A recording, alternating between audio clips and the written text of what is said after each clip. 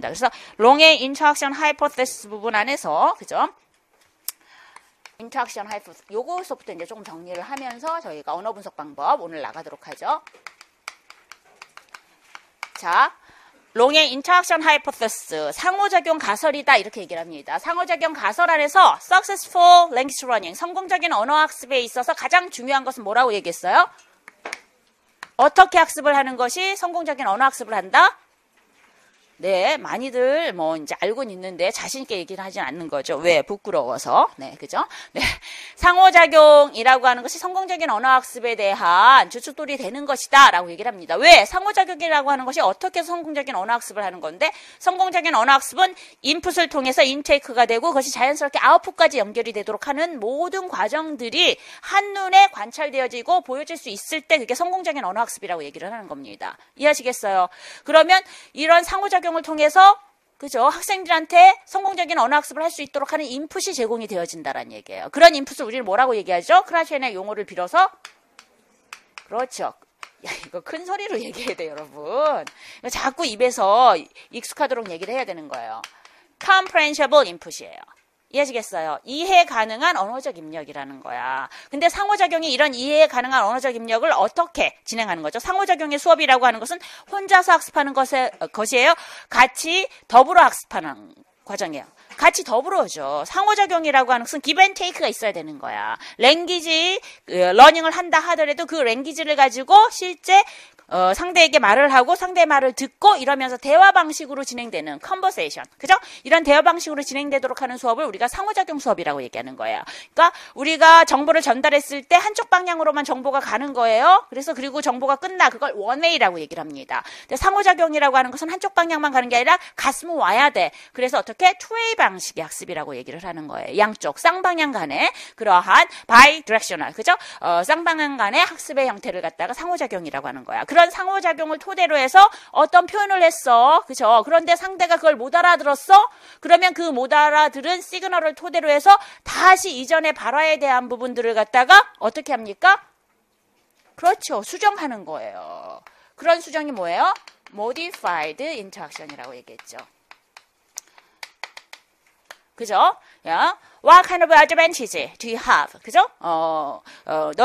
너가 if you're only child, 네가 동녀라면, 그죠? 또는 동남이라고 한다면 어떤 종류의, 그죠? 기존에 그러한 advantage가 있겠니? 가족 중에 형제가 없어, 너 하나야. 그럼 어떤 이점이 있겠어? 라고 얘기했는데 대답을 못 하고 있어요. 대답을 못 하는 것은 내가 한 발화에 대한 부분이 comprehensible 했다는 거야, incomprehensible 했다는 거야. incomprehensible 했다. 이해되지 않았다라는 거예요. 대답을 못하는 것 자체가 상호작용 안에서 사인을 주는 거예요. 그죠? 나 못 알아듣겠어요. 그죠? 무슨 말인지 I don't understand what you say. 그지? 네가 말한 내용 못 알아듣겠어. 이런 표정이란 얘기야. 그럼 그걸 가지고 상호작용이 그대로 이루어지지 않고, 그죠? 지속이 되는 것이 아니라 못 알아듣기 때문에 다시 이전의 발화로 돌아가야 되는 거야. 그럼 원래 진행하려고 하는 상호작용을 갖다가 수정해야 되는 것이죠. 수정하면서 어떻게? 어드밴티지. 그 중에서 못 알아듣는 단어가, 어려운 단어가 어드밴티지밖에 없어요. 그럼 어드밴티지를 못 알아듣나? 그것을 다시, what kind of other 또는 what kind of good points, 그죠? 이런 식으로 advantage라고 하는 부분들을 갖다가 그죠? good points라고 하는 common vocabulary로 좀 더 easy, 쉬운 형태의 단어로 다시 제공을 해줍니다. 그랬더니 웃으면서 대답을 한다는 얘기야. 그 얘기라고 하는 것은 그죠? 이전에 previous utterance에 대한 부분을 갖다가 수정해가지고 조금 더 쉽게 그죠? 다른 그 어휘적인 난이도를 낮춰가지고서 발화를 줬더니 애가 알아듣더라라고 하는 거예요. 그러면 그 두 번째의 advantage에 대한 부분을 good points로 바꿔줬을 경우에 그 good points가 이해가 되어서 실질적으로 주어진 인풋이라고 하는 것이 어떻게 진행이 되는 거예요? comprehensible 하게 만들어지는 거죠. 이렇게 incomprehensible input을 comprehensible input으로 만들도록 하는 그러한 과정이 어디를 통해서 드러난다? interaction을 통해서 드러난다. 그런 인터랙션이 어떻게 수정화되면서 조금 더 정확하게 학생들한테 이해를 돕도록 하는 형태의 인풋으로 변화가 된다는 얘기예요. 그렇기 때문에 이러한 상호작용은 interaction이라고 하는 것은 특히나 롱의 인터랙션 하이포테시스가 주장하는 것은 modified interaction이라고 하는 것은 학생들로 하여금 이와 같이 comprehensible input을 제공해 줌으로써 어떻게 해요? language acquisition을 facilitate, 촉진하게 된다라고 얘기를 하는 겁니다. 그래서 언어학습에 있어서의 인터랙션을 가장 중요하게 여기면서 상호작용 기반의 수업이 돼야 된다더라. 그러니 지금 교실 수업에서 무조건 상호작용 방식으로 학습을 해라 라고 얘기하는 거예요. 그럼 교실 안에서의 학습에 이런 상호작용을 봐봐. 홀 클래스 워크로 선생님이 쭉 수업을 끌고 나가면 그 상호작용이라고 하는 것이 빈번하게 일어날 수 있을까요? 없을까요? 없지. 교사는 한 명이고 학생은 40-50명인데. 그죠? 그 수업 시간에 어떻게 40-50명이 한 번에 교사와의 상호작용을 하도록 하기 위해서는 40-50번의 그런 교사와의 그러한 동일한 대화들이 계속 이루어져야 되는데 그럼 수업이 나갈 수가 없는 거잖아. 이해하시겠어요? 이런 상호작용이 기반이 된 수업에 있어서 학생들의 상호작용은 언어학습에서 굉장히 필수적이기 때문에 어떻게 홀 클래스 워크로 하면 안 되는 거야. 학생들한테 그렇게 언어 사용의 기회, 상호작용의 기회를 빈번하게 주도록 하기 위해서는 클래스룸 오거니제이션, 교실에 대한 조직이 홀 클래스 워크로 일대 다수의 형태로 수업이 진행되는 것이 아니라 끼리끼리 묶어. 그래서 페어워크와 그룹워크이라고 하는 것이 커런트 어프로치에 있어요. 2차 수업 보면 맨날 페어워크해라, 그룹워크해라 이런 내용들이 나오게 되는 거야. 그것이 어디서부터 시작되는 거야? 상호작용 가설에서부터서 나오게 된다는 얘기예요. 그렇기 때문에 이러한 현재 진행되고 있는 커런트 어프로치 안에서의 이론적인 토대를 이루고 있는 가설들이 바로 이러한 인터랙션 하이포시스부터 출발하게 되는 것이다. 이해하시겠어요? 그래서 인터랙션 하이포시스라고 하는 것을 토대로 해서 성공적인 언어학습에 대한 근거 첫 번째, 컴프렌시블 인풋을 제공해 줄 수 있겠더라. 이렇게 얘기한다는 얘기입니다. 이것이 인터랙션 하이포시스 초기 입장이에요. 그래서 인풋에 초점을 맞춰서 크라셴에 대한 컴프렌시블 인풋이라고 하는 것이 성공적인 언어학습에 도움이 되는데 크라셴이 말하는 방식의 컴프렌시블 인풋은 너무 모호하고 추상적이더라 이런 얘기예요. 그러면 컴프렌시블 인풋이 성공적인 언어학습에서는 분명히 도움이 되는데 이것을 좀 더 잘 줄 수 있는 방법이 무엇일까 생각하다 보니까 상호작용 방식 안에서 주어지는 인풋은 크라셴보다 조금 더 구체적이고 학생들한테 테일러드라고 하면 딱 맞춰줘서 그 상대와 대화를 하는 사람에게 맞춰진 인풋의 형태로 more comprehensible하게 도움을 줄 수 있을 것이다 라고 해서 상호작용에 대한 기반을 토대로 한 수업을 제안하게 되는 것입니다. 됐습니까? 이게 초기 입장이에요. 그 다음에 후기 입장이라고 하는 것은 상호작용은 이렇게 인풋에만 도움이 되는 게 아니라 이러한 인풋, 컴프레션 인풋은 당연히 인테이크가 되는 거겠죠. 그러면서 상호작용 안에서는 인풋만 보여주는 게 아니라 뭐도 보여줍니까? 아웃풋도 보여지게 되는 거죠. give and take인데, 그죠? 말하고 이해하고 또 이해한 내용들을 또 말하게 되고 이게 give and take. 그래서 input, intake는 보여지지 않지만 아웃풋을 가지고 유추할 수가 있는 거예요. 그래서 상호작용 기반의 수업은 input, intake, output이 다 보여줄 수 있는 형태의 수업이라는 얘기인 겁니다. 근데 이러한 아웃풋이라고 하는 측면, 이런 아웃풋에도 도움이 되는데 어떻게 해서 그죠? 이러한 아웃풋에 대한 사용을 통해서 그죠? 상호작용 가설이라고 하는 것은 successful language learning에 대한 그죠? language acquisition을 이제 촉진할 수 있겠다라고 얘기를 하느냐 이런 얘기예요. 그죠? 실제 이 아웃풋은 오늘 이제 language analysis와 같이 저희가 이제 설명을 하고자 하는데 자, 이 언어 습득 모형도 behaviorism 이후의 innatism부터서 어떻게 성공적인 언어 학습을 할 수 있을 것인가 라고 하는 학습에 대한 단계라든가 환경이라든가 이런 것들을 이제 만들게 되었다라고 얘기했죠. 그럼 behaviorism과 innatism에 대한 경계를 이루고 있는 가장 근본적인 차이라고 하는 게 뭐야? behaviorism이라고 하는 것은 이 세상의 인간은 어떤 상태로 태어났다고 그랬어? 백지 상태로 태어났다고 그랬어. 그렇기 때문에 언어학습이라고 하는 것은 환경에 의해서 노출에 의해서 자극을 받으면서 그죠? 그러한 자극에 대한 부분을 모방하고 따라하면서 학습이 된다라고 했겠지? 그렇기 때문에 인지체계를 가지고 학습하는 거라고 보지 않아. 하지만 이네이티즘부터라고 하는 것은 어떻게 언어학습이라고 하는 것은 뭐에 의해서 이러한 모방하고 따라하도록 하는 행동의 반복적인 패턴을 통해서 학습하는 것이 아니라 인간이 이 세상에 가지고 태어난 그죠? 특별한 언어체계 또는 특별한 언어적 능력이라고 하는 것을 가지고 학습을 한다고 했어요. 그것이 바로 이제 인지체계에 대한 부분들을 인정을 하는 거야. 근데 그 인지체계에 대한 관점은 이네이티즘은 랭귀지 코드, 랭귀지 시스템이라고 하는 보편적인 문법 체계라고 언급을 하고 있는 것이고 인지주의 측면 안에서는 그것은 그냥 단순히 언어 체계라고 볼 수는 없고 그냥 동물과 다르게 인간의 지능이라고 볼 수도 있고 언어를 습득할 수 있는 능력, 학습할 수 있는 능력 정도. 추상적인 능력 정도 이해하시겠어요? 그렇게 바라보고 있다는 얘기예요. 어쨌든 간에 이네이티즘 이후부터서는 어떻게 멘탈 스트럭처를 토대로 학습을 할 수가 있다는 거야. 이해하시겠어요? 그렇다고 한다면 이러한 comprehensible input으로서 인테이크화가 됐어. 인풋을 통해서 이제 인테이크화가 됐어. 인테이크가 되면서 지금 이제 세컨 랭귀지가 이제 들어가게 되는 거야. 인풋을 통해서. 그럼 인테이크가 되도록 하면서 세컨 랭귀지에 대한 뭐가 갖춰지겠어? 이네이티즘 말에 의하면은 뭐 LAD에 있는 세컨 랭귀지 시스템이 그죠? 마중형 나와가지고 익스포저가 되면 그것에 대한 부분에 저절로 발달이 이루어지겠지. 세컨 랭귀지 시스템이 발달이 되는 것이고.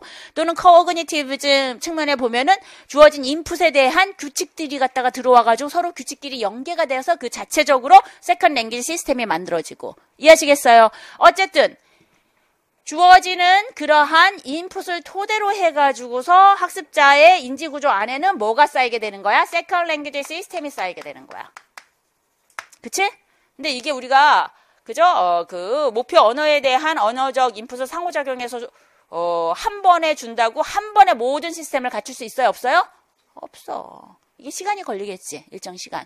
그 시간이 걸리면서 세컨 랭귀지 시스템이라고 하는 것이 조금씩 쌓이겠지. 완벽한 제2언어 체계가 되기까지, 완벽한 영어 체계가 되기까지는 어떤 관계로 쌓이겠어? 조금 부정확한 관계로 쌓이겠지.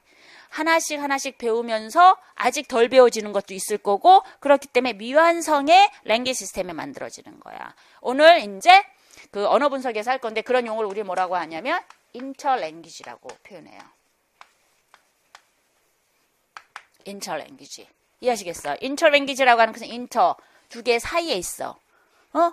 두 언어 사이에 있다란 얘기야. 두 언어 사이라고 하는 것은 이미 태어날 때부터 배운 언어의 시스템을 뭐라고 얘기해? 우리는 first language, mothertongue이라고 하죠. 모국어. 그 다음에 모국어 이후에 그 다음 언어를 배우는 것을 두 번째 언어라고 해서 second language라고 하지.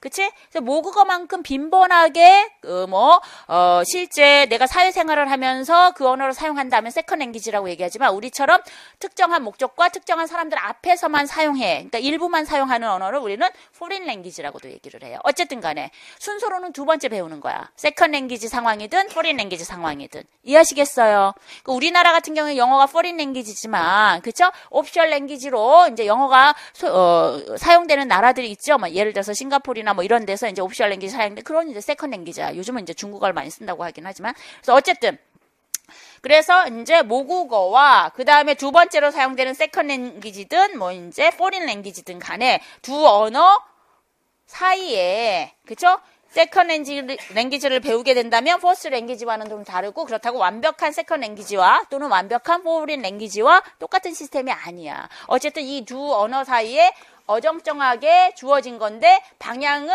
세컨 랭귀지라든가 포린 랭귀지 쪽으로 가고 있는 언어 체계야. 그거를 우리 뭐라고 얘기하냐면 인터 랭귀지라고 얘기를 해. 자, 다시 정리한다. 이따가도 나오겠지만 이런 인터 랭귀지라고 하는 것은 그럼 다시 말해서 픽스 됐어요? 픽스 되지 않았어요?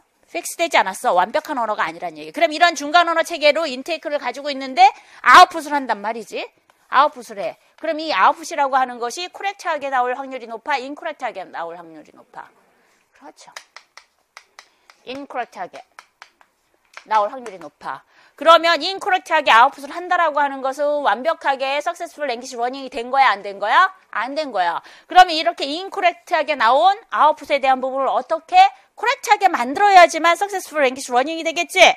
근데 이렇게 어떻게 인코렉트한 아웃풋을 보여줬을 때 어떻게 코렉트한 형태의 언어 체계로 만들 거냐 이런 얘기인 거지. 네 봐라 좀 틀렸어 라고 하는 사인을 줘야 된다는 얘기야. 그 사인은 어떻게? 혼자서 학습할 때는 아무한테도 그런 사인을 받을 수가 없어. 그런데 어떻게? 상호작용을 통해서는 그런 사인을 받을 수가 있는 거지. 이해하시겠어요? 그러한 형태를 우리는 뭐라고 얘기해? corrective feedback이라고 얘기하지.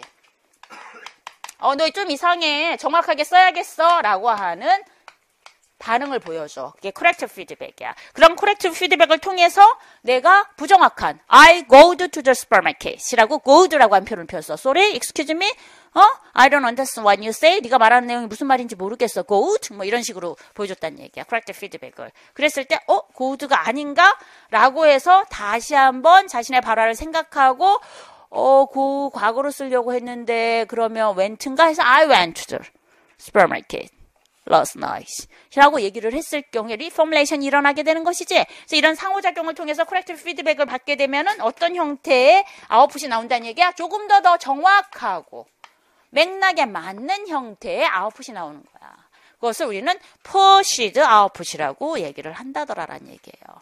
이해하시겠어요? 그래서 다시 정리하면 인터랙션 하이포테시스 주장하는 것은 상호작용을 기반으로 해서 수업을 해야지만 facilitate language acquisition, 그죠? 언어 습득에 대한 부분을 가속화시킬 수 있다. 그 근거로는 일단 이런 상호작용을 통해서 incomprehensible한 인풋을 어떻게 change into comprehensible 인풋으로 바꿔 나갈 수가 있는 것이고, 또한 incorrect output에 대한 부분, incorrect utterance를 했을 경우에 상호작용 내에서 그러한 상호작용에 대한 corrective feedback을 provide, 제공해 줌으로써 어떻게 학생들로 하여금 다시 한번 another chance, 또 한 번의 기회, 어떤 기회? 자기 자신의 발화를 reformulate, 그죠?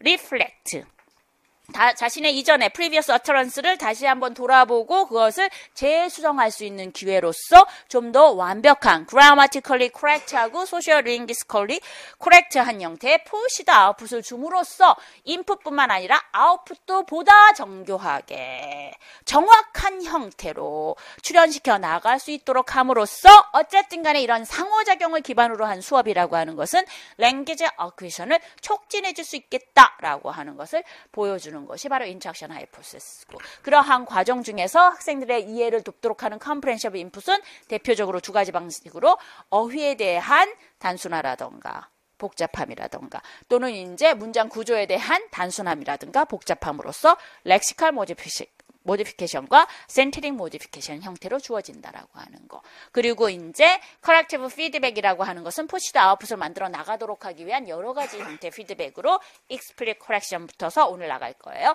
repetition과 같은 다양한 6가지 유형들의 피드백을 통해서 학생들로 하여금 발화를 조금 더 정확하게 만들도록 하는 그러한 상황들을 주어줌으로써 성공적인 언어학습에 도움을 주겠다라고 하는 게 이게 인터랙션 하이포테시스 바라보고 있는 부분이다라는 얘기예요. 이해하시겠어요?